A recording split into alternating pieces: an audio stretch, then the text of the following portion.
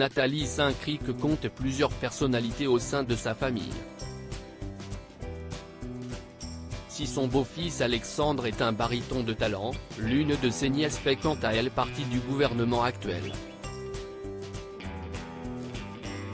En mai 2022, alors qu'elle était invitée sur le plateau de l'émission On est en direct pour commenter la composition du nouveau gouvernement d'Elisabeth Borne, la journaliste de 61 ans ne pensait sans doute pas devoir s'expliquer sur le lien familial qui la lie à la nouvelle ministre des Sports, Amélie Oudéa-Castéra.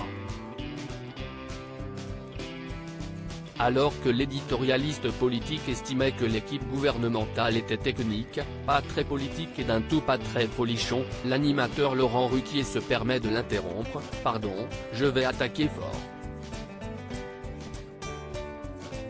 J'ai vu que vous avez une nièce par alliance qui devenait ministre », révèle alors l'animateur.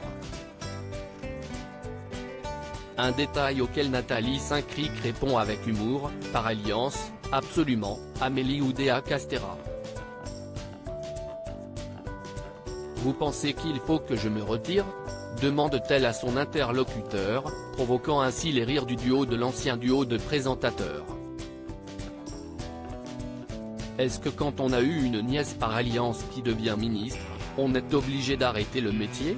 S'interroge alors Laurent Ruquier.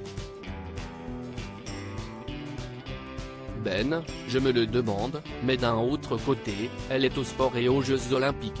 Et je ne peux pas dire que ça soit un des trucs qui me passionne le plus, ni sur lequel je sois amené à intervenir, précise Nathalie Saint-Cricq, contente pour Amélie Oudéa-Castéra. Supérieur à découvrir les ministres du gouvernement Borne y un couple avec un célèbre joueur de tennis. Ancienne joueuse de tennis, Amélie Oudéa-Castéra a été en couple avec un célèbre champion de tennis.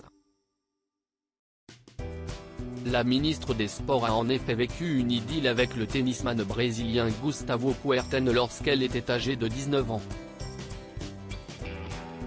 Ensemble, ils ont ainsi partagé le sacre du sportif à Roland-Garros, en 1997.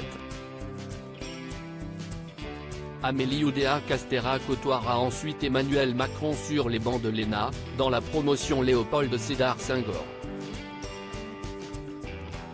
Près de 20 ans plus tard, leurs chemins se croisent donc à nouveau.